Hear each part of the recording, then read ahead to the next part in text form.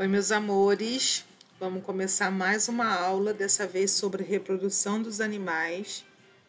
E já quero pedir desculpas caso o vídeo fique um pouquinho longo, como foi o caso do vídeo de reprodução dos vegetais, mas é porque eu gostaria que ficasse explicado de uma forma bem devagar e que vocês entendessem bem, tá bom?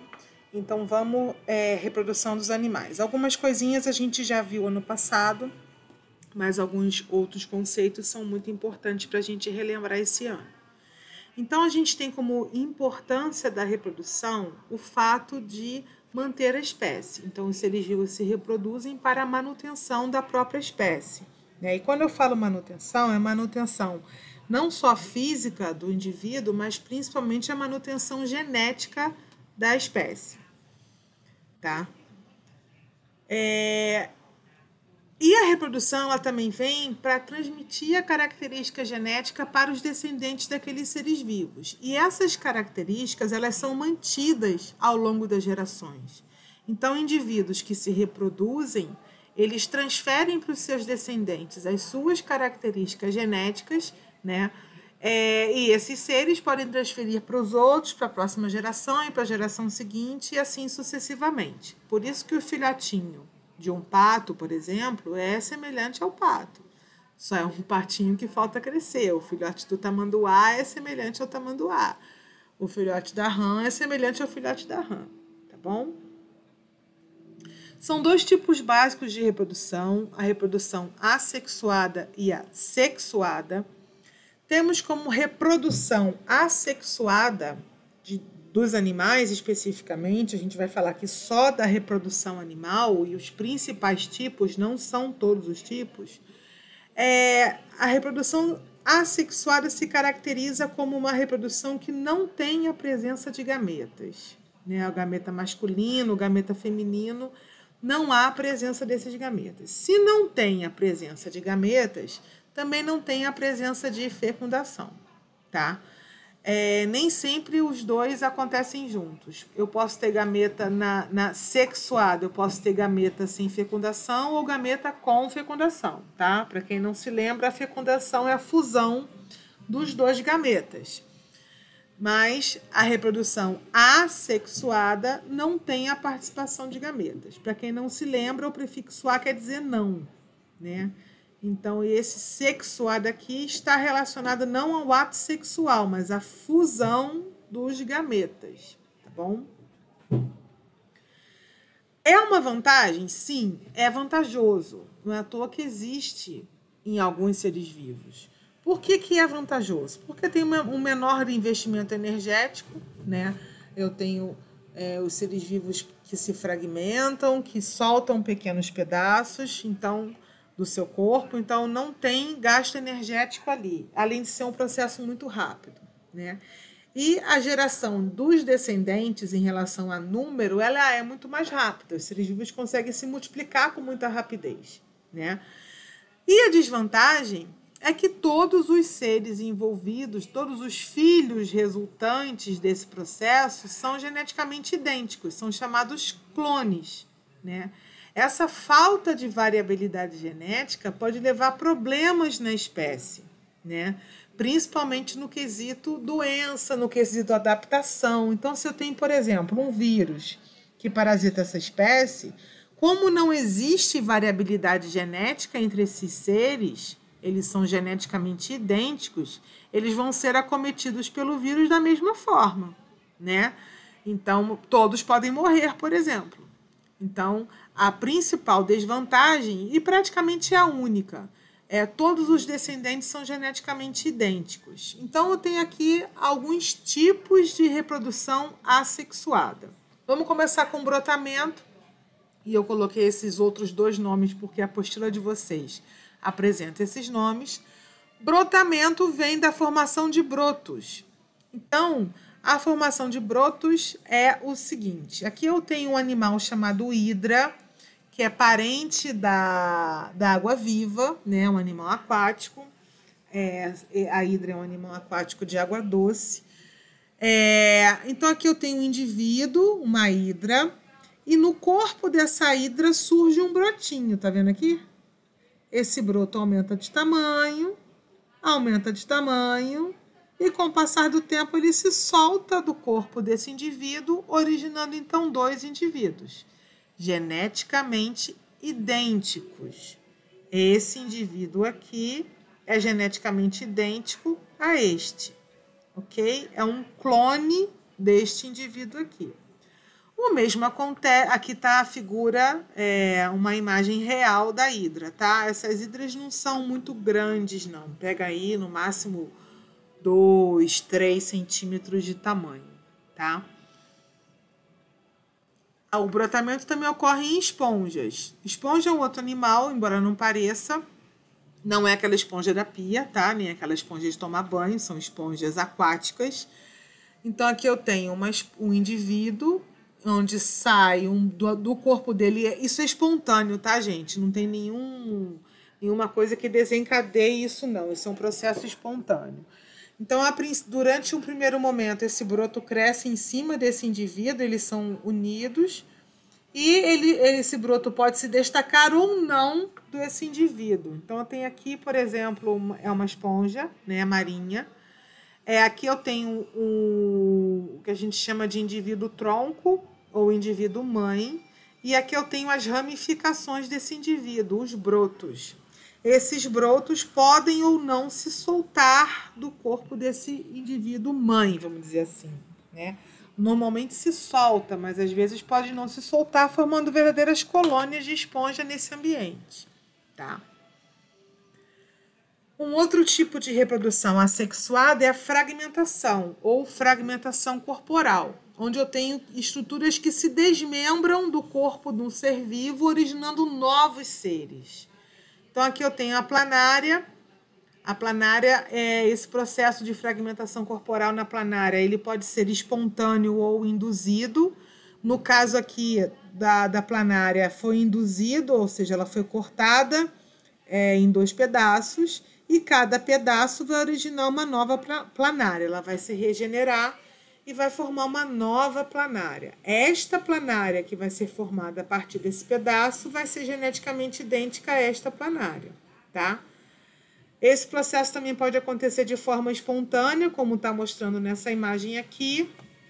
E a fragmentação corporal é um tipo de reprodução assexuada muito comum em animais muito simples, né? De pouca diferenciação em órgãos e sistemas. Então, animais simples assim, eles podem sofrer esse processo de fragmentação corporal, levando à formação de 2 ou mais indivíduos, não necessariamente de 2, tá? Pode ser 2 ou mais.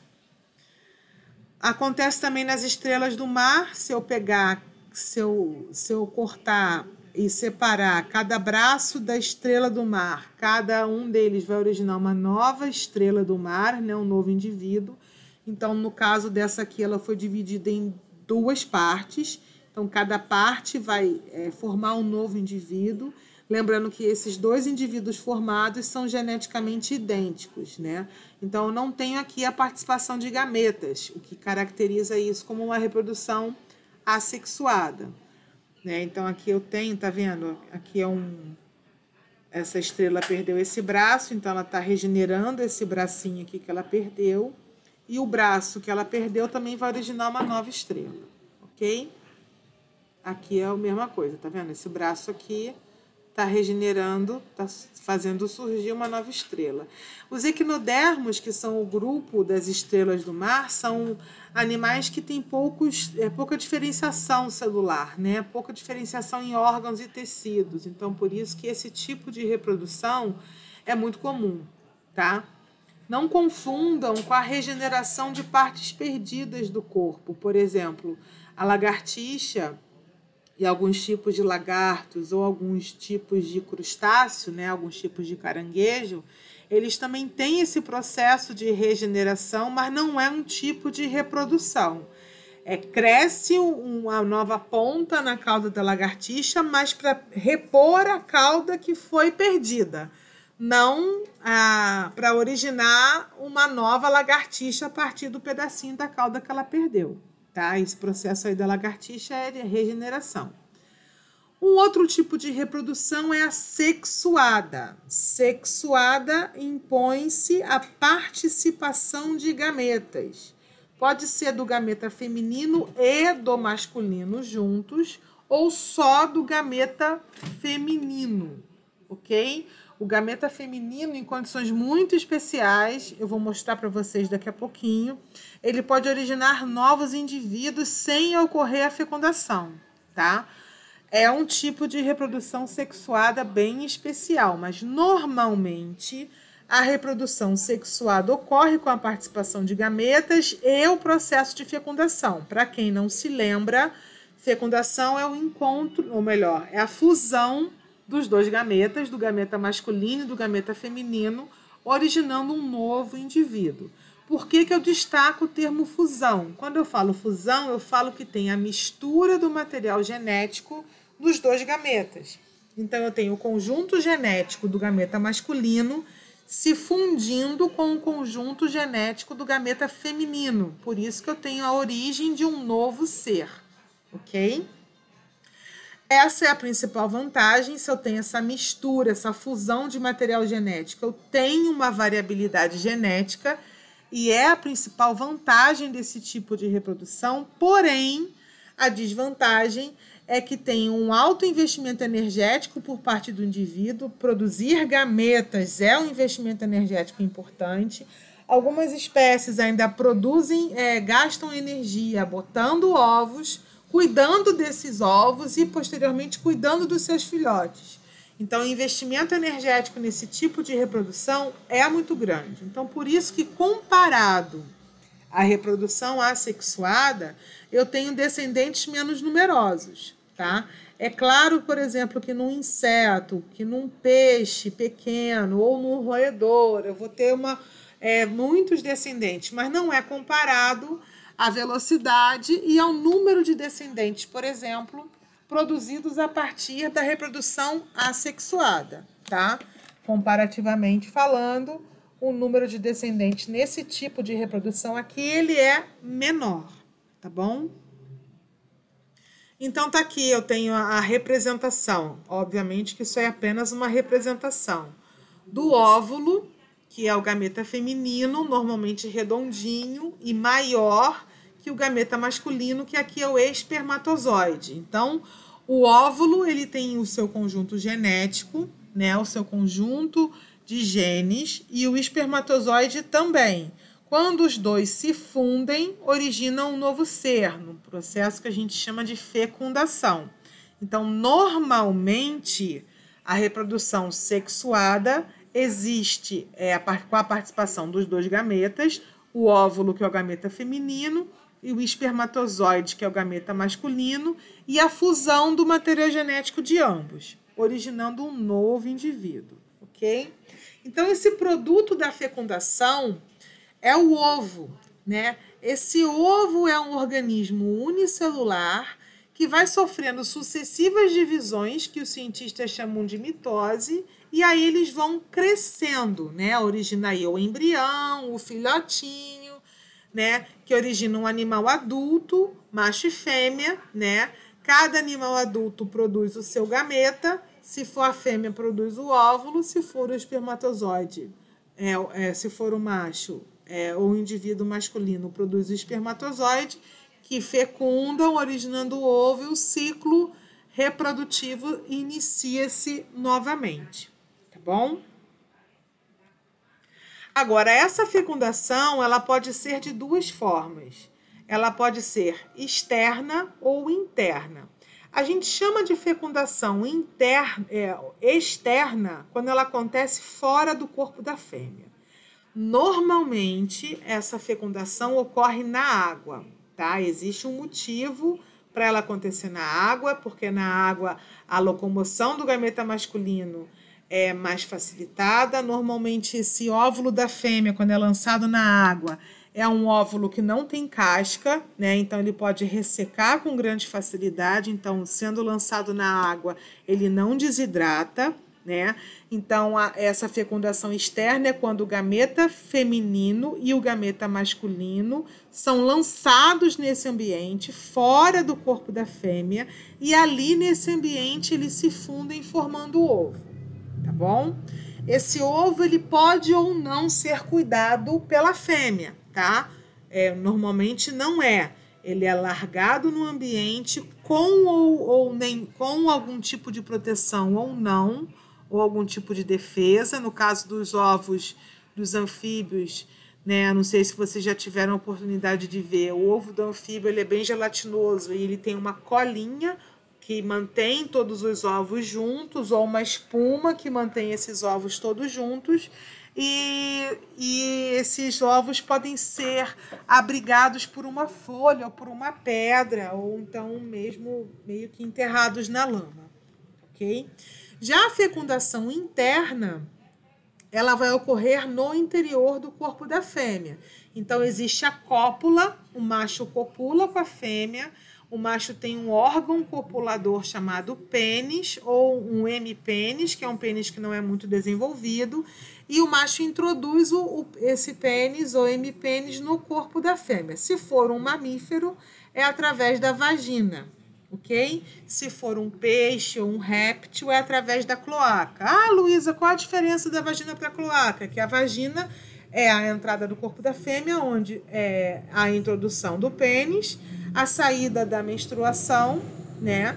E a saída do bebê quando ele nasce, né? Então, a vagina é um órgão exclusivo das fêmeas de mamíferos. Já a cloaca é um órgão da fêmea, onde eu tenho a mesma saída para gametas, né? Para óvulos e espermatozoides, e também de fezes e urina, tá bom? Claro que não ao mesmo tempo. Luísa, qual que é a mais vantajosa? A externa ou a interna? Se você for levar em conta a proteção do filhote e a proteção dos gametas contra a desidratação, a fecundação interna é a mais vantajosa, né? Por isso que os animais que sofrem fecundação externa botam muitos ovos. Isso é uma estratégia, porque quanto mais ovos, menos perdas, vamos dizer assim, né? Porque quando os ovos se desenvolvem fora do corpo da fêmea, ou quando os gametas são lançados fora do corpo da fêmea, a chance desse encontro não acontecer é muito maior.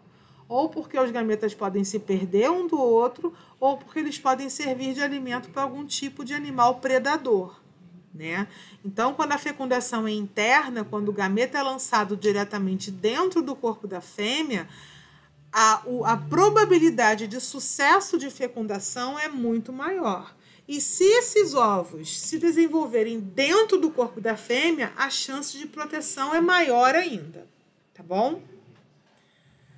Em minhocas, pode acontecer a fecundação cruzada. Não sei se vocês se lembram, as minhocas são animais hermafroditas, ou seja, um único indivíduo produz os dois tipos de gameta. Mas é necessário ter a fecundação de dois indivíduos, né? Eles não sofrem autofecundação. Então, existe uma minhoca hermafrodita, existe outra minhoca da mesma espécie. As duas se encontram e trocam gametas, tá bom? Existe essa estrutura aqui chamada clitelo, que vai produzir um casulinho que vai unir as minhocas. Não sei se vocês estão vendo aqui essa partezinha mais branca, né? E elas vão trocar gametas. Essa minhoquinha aqui de baixo vai dar para essa aqui o espermatozoide e, ao mesmo tempo, ela vai receber dessa minhoca que está aqui em cima os espermatozoides dela. Então, as duas serão fecundadas, por isso que é fecundação cruzada, ok? Aqui está um detalhezinho maior, mas é igualzinho àquela imagem. E aqui também. Posteriormente, esse casulo vai se soltando do corpo delas e aqui dentro vai conter os ovos com os filhotes de minhoca. A minhoca não produz larva. A gente vai ver ali como é que chama esse desenvolvimento. Do ovo sai um ser bastante parecido com um adulto, só que de tamanhos diferentes, tá bom? Já já a gente vê como é que é chamado esse tipo de desenvolvimento. Não vou adiantar nada aqui agora. A partenogênese é um tipo especial de reprodução sexuada, aquele que eu falei, onde o gameta feminino ele vai se desenvolver num ser, ok? Agora, ou essa, normalmente, aqui no caso das abelhas, né, que são os insetos em que esse tipo de reprodução é mais comum, existem casos de partenogênese também em alguns répteis, né, algumas serpentes podem sofrer partenogênese, especialmente serpentes que estão muito tempo dentro do cativeiro, né, dentro do zoológico, ou de algum tipo de cativeiro, né, criadas fora do ambiente delas, mas é muito comum em dois seres. O primeiro são as abelhas, onde a abelha rainha, que é a fêmea fértil, produz dois óvulos, dois tipos de óvulo. Um óvulo que sozinho vai originar um zangão, sozinho, quando eu falo, é sem fecundação, que é o único macho fértil da espécie. Ou então, se for combinado com o espermatozoide, pode produzir outras variedades de outras categorias de abelha, tá? Sendo a rainha a única fêmea fértil, ok? As operárias não são fêmeas férteis. Isso aí é uma estratégia desse tipo de inseto, dos insetos sociais, onde só a abelha rainha produz óvulos. As outras abelhas, as chamadas operárias, têm a sua produção de óvulos inibida, tá bom? Para não competir justamente com a rainha. Ah, Luísa, então como é que sabe se o filhote vai originar a operária ou se vai originar a rainha? Eu não sei se eu cheguei a comentar com vocês isso alguma vez na minha vida, mas é o tipo de alimentação. Então, num berçário, né, que é o setor lá da colmeia ou do formigueiro, seja lá o que for, da vespa ou da formiga, né, que tem lá as larvas de abelhas, vai receber a larva que receber um tipo de alimentação especial vai originar a rainha. No caso das abelhas, a larva que for alimentada com mel, ela vai originar a operária. E a larva que for alimentada com geleia real, que é mais nutritiva, ela vai originar a rainha. Quando a rainha morre por algum motivo, todas as larvas que receberam alimentação de geleia real são analisadas pelas enfermeiras que cuidam desse berçário. A larva maior continua sendo alimentada e as larvas menores são mortas, porque só pode ter uma abelha rainha, né? E essa abelha rainha, então, alimentada com geleia real durante toda a sua vida, ok? Porque ela é mais nutritiva, a fêmea fértil, ela gasta mais energia, ela tem um tamanho maior, ela precisa produzir óvulos, porque ela que vai manter a colmeia se reproduzindo, né, aumentando em número de indivíduos, e é ela que vai gerar novos indivíduos para construir novas sociedades, né? Vai buscar aí novos lugares para se estabelecerem. A partenogênese também ocorre nessa espécie de escorpião, que é o escorpião amarelo. Ela só tem fêmeas desse escorpião, né? Só existem indivíduos fêmeas, e os óvulos dessas fêmeas originam filhotes sem haver a fecundação pelo gameta masculino. Então, é um escorpião que se reproduz com muita facilidade, né? Por isso que é perigoso. Para quem não sabe, o escorpião amarelo é o mais comum no Brasil e é o mais perigoso também. E ele se reproduz muito facilmente, né? Então, aqui eu tenho uma fêmea, óbvio, todos são fêmeas. Então, aqui eu tenho uma mãe que está com uns filhotinhos em cima dela. Nesse caso aqui, essa espécie cuida dos filhotes até um determinado momento do desenvolvimento deles, né? Cuida no sentido mesmo de proteção, né? E busca alimento para eles também. Quando eles atingem um determinado tamanho, eles já são capazes de se defenderem sozinhos e de caçarem sozinhos também, tá? Todos os escorpiões são carnívoros, por sinal. O ciclo reprodutivo é aquilo que eu já expliquei, né? Isso acontece em todas as espécies animais, inclusive na espécie humana. A gente vai dar um destaque maior para o ciclo reprodutivo humano, né? vai ser motivo de estudo aí dos capítulos mais para frente. Então, vou sempre relacionar com a espécie humana, mas é a mesma coisa. Então, eu tenho indivíduos adultos que produzem gametas, gameta feminino, que é o óvulo, e o masculino, que é o espermatozoide. Esses gametas se fundem num processo chamado fecundação, originando um ser de uma única célula, que através de sucessivas divisões chamadas mitoses, eu tenho um aumento no número dessas células, originando um embrião, posteriormente conhecido como feto, depois um bebezinho, depois uma criança, depois um jovem, depois um adulto. Ok? Essa fase de crescimento corporal ocorre exatamente aqui, tá bom? A gente chama de gestação quando a fêmea, no caso dos mamíferos, abriga o seu filhote no seu corpo, fornecendo a ele proteção, né? E garantindo para ele a alimentação e a oxigenação.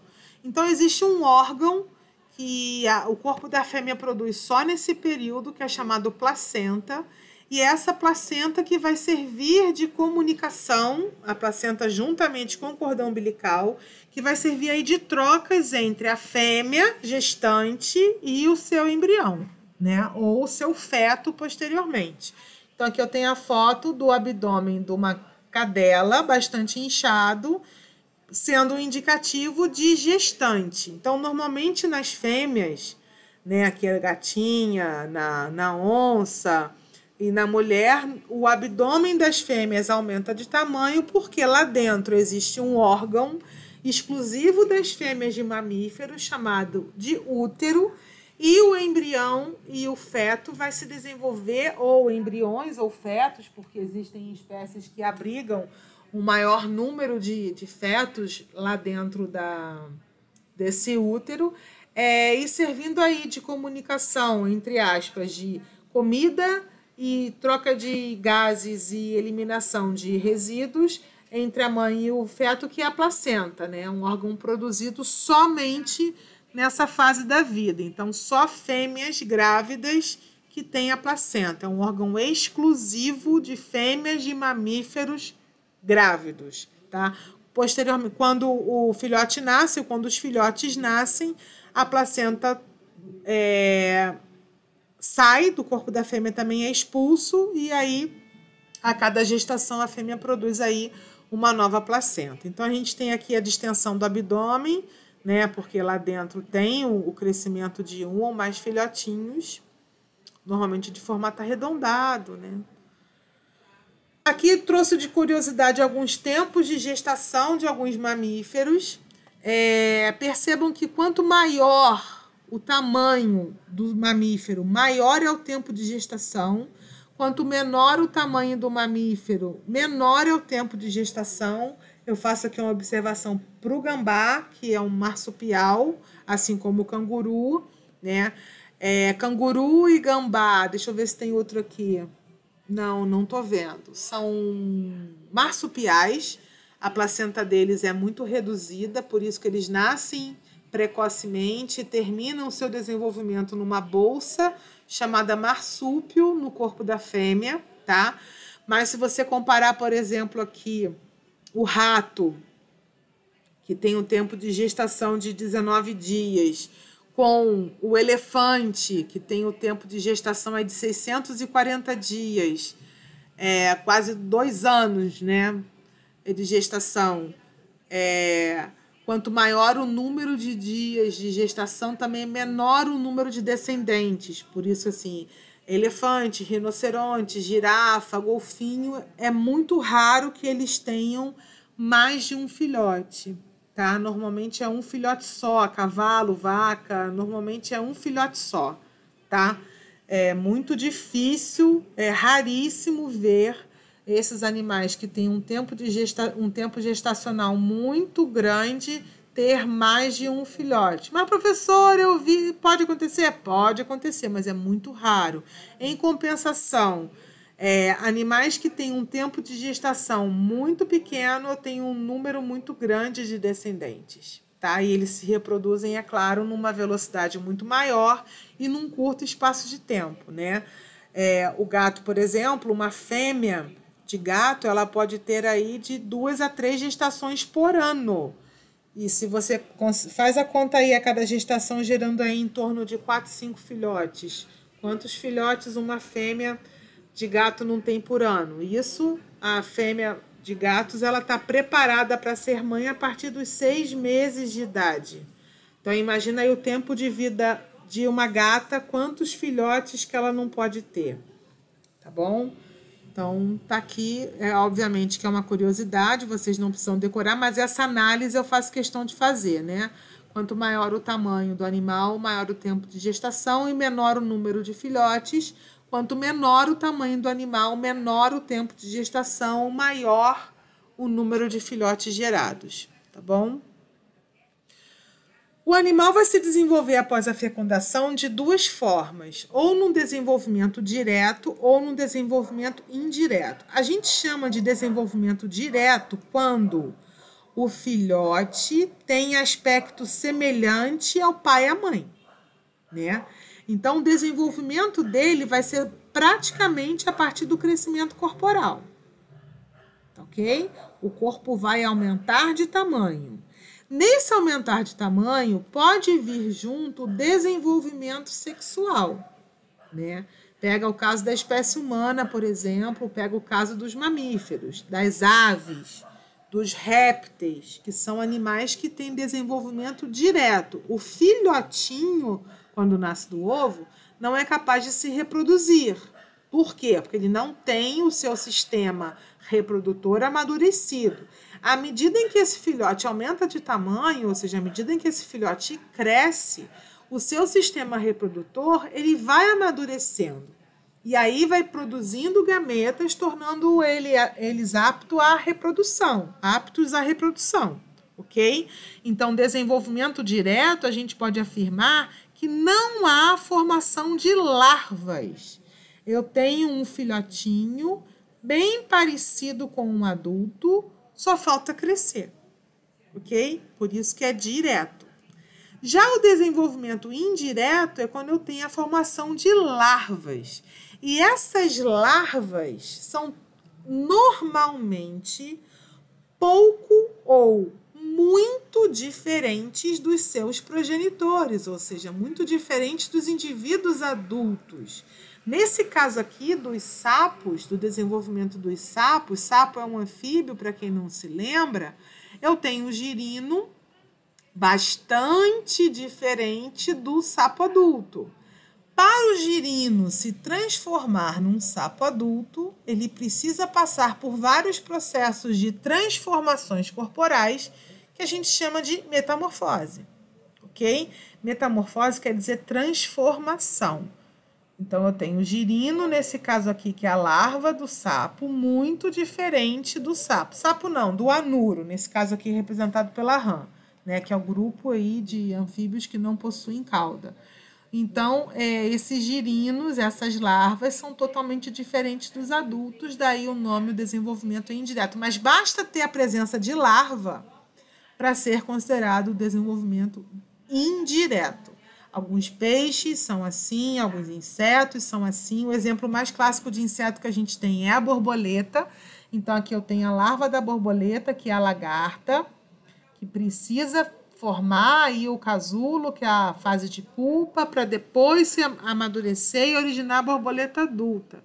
Então, tem uma larva e o adulto. Se eu tenho a presença de larva logo após sair do ovo, eu tenho desenvolvimento indireto. E aqui no caso das aves, aqui eu tenho um filhote de papagaio, aqui é o recém-saído do ovo, né? Muito frágil, sem penas, com bico ainda bastante pouco desenvolvido. Aqui ele está um pouquinho maior, mas ainda assim com pouquíssimas penas ou nenhuma pena. Aqui as penas já estão se desenvolvendo, aqui eu tenho um animal adulto. Percebam que eles são parecidos, eu não estou falando iguais, tá? Eu estou falando parecidos. Só falta mesmo crescer. Eu chamo de animais ovíparos os animais que botam ovos, né? Os ovos fora do corpo, né? Que fique bem claro isso. Esses ovos podem ou não ser protegidos por uma casca dura. Essa casca é importante para evitar perda de água. Se esses ovos não têm essa proteção de casca, o desenvolvimento desses ovos se dá na água, tá? E se ele tem essa casca, o desenvolvimento se dá no ambiente terrestre, podendo ou não ser protegidos pela fêmea ou pela fêmea e pelo macho em conjunto. A gente chama isso de cuidado parental. Nem sempre os animais ovíparos fazem esse cuidado parental, não é obrigatório, tá? No caso das aves, nos anfíbios isso raramente ocorre, nas aves isso ocorre, porque o filhote ele não sabe se proteger, não sabe buscar a sua comida sozinho, e também se for de aves que voam, ele não sabe voar. Mas no caso dos répteis, esse cuidado parental existe muito pouco, pode existir, mas existe muito pouco, então os ovos têm a casca bastante dura, né? E aí o filhote já nasce pronto para a vida, pronto para caçar, pronto para se defender. Dificilmente a fêmea do réptil tem um cuidado parental com seus filhotes. Mas assim, o animal ovíparo é caracterizado por botar ovos, que podem ou não ser protegidos com casca. Normalmente essa proteção é vinculada à desidratação, tá? É contra a desidratação. Os ovovivíparos é quando o embrião vai se desenvolver dentro do corpo da fêmea, quando os ovos vão se desenvolver dentro do corpo da fêmea, só que não tem nenhuma ligação desse corpo da fêmea, né, o corpo da mãe, com esses ovos. Eles estão lá dentro do corpo da fêmea só a critério de proteção. Não existe nenhum vínculo de troca ou de recebimento de substâncias, né, tanto da mãe para o filhote, quanto do filhote para a mãe.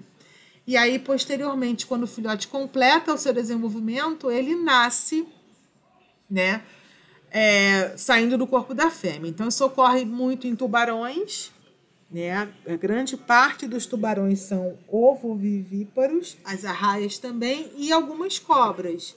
Percebam que aqui, ó, aqui eu tenho uma fêmea, provavelmente de uma jiboia, e os filhotes estão nascendo. Percebam que eles estão envolvidos por uma película, né?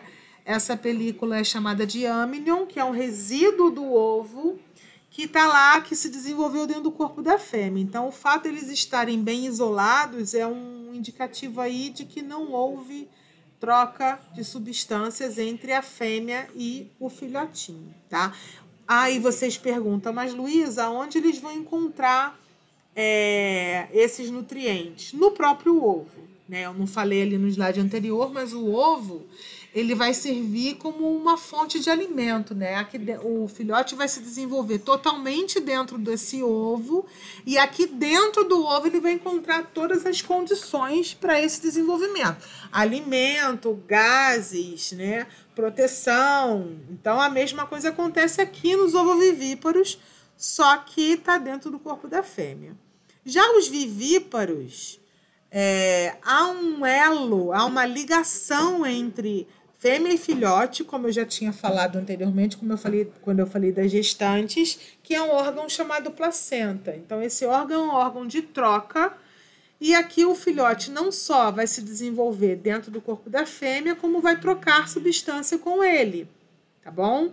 Então, que substâncias são essas? A fêmea vai recolher, através da placenta e do cordão umbilical, os excretas do filhote, e vai fornecer para o filhote nutrientes, oxigênio, anticorpos e outras substâncias, tá? Eu vou chamar de gêmeos idênticos aqueles gêmeos que vão ser originados a partir de um único óvulo fecundado, né? Então, aqui, por exemplo, os tatus, nesse caso, um óvulo fecundado de tatu se dividiu em 4. Então, esses 4 filhotinhos vão compartilhar a mesma placenta, ok? Esses 4 filhotinhos serão idênticos entre si a vida toda, né? Desde quando filhotes até a vida toda. O mesmo acontece com os humanos, né? A formação de gêmeos idênticos. Então, tá aqui a mamãe tatu com os seus filhotinhos. Já o caso de gêmeos fraternos, o Francisco está destruindo a minha lixeira nesse momento.